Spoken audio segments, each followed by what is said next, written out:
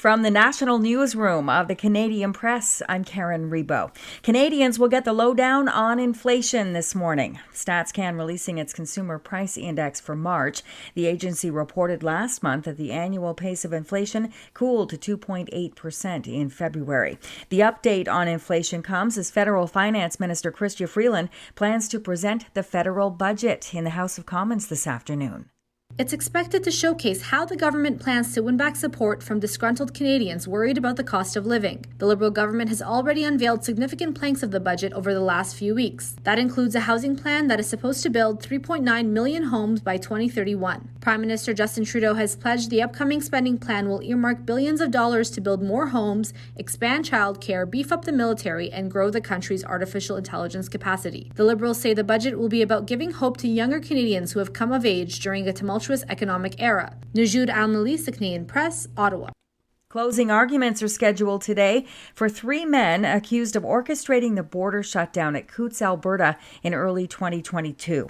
Alex Van Herk, Marco Van Hugenbos, and Gerhard Janssen have pleaded not guilty to a charge of mischief over $5,000. The Crown has presented evidence it says proves the trio spearheaded the protest that tied up cross-border traffic between Alberta and Montana for 2 weeks in a protest of COVID-era rules and restrictions. The defense has argued that the protest group was made up of competing interests, and it wasn't clear who was calling the shots. Donald Trump will return to a New York courtroom this morning for day 2 of his hush money trial. The presiding judge is working to find a panel of jurors who will decide whether the former U.S. president is guilty of criminal charges alleging he falsified business records to cover up a sex scandal during the 2016 campaign. Reporter Aaron Katersky describes Trump's behavior yesterday in court.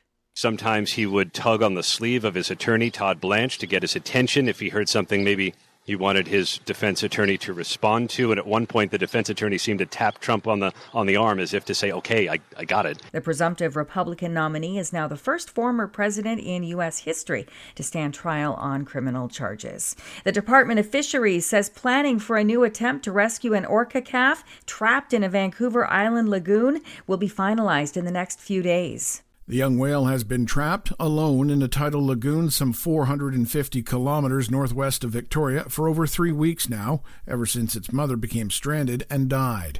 An initial attempt to capture the 2-year-old calf failed on Friday, and officials now say any new attempts will depend on weather and the availability of equipment and personnel.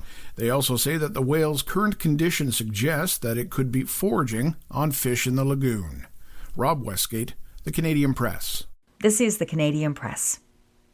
In sports, Connor McDavid returned to action Monday night after a 3-game absence, and he scored a goal and notched his 100th assist of the season as the Edmonton Oilers chomped hard on the San Jose Sharks 9-2. McDavid joins Wayne Gretzky, Bobby Orr, and Mario Lemieux as the only players to reach the 100-assist milestone. Detroit scored a come-from-behind win over Montreal 5-4 in overtime. The Washington Capitals blanked Boston 2-0 and can punch their playoff ticket if they beat Philadelphia Tuesday night. If the Caps lose, then Detroit or Pittsburgh could grab the final wildcard berth with a win.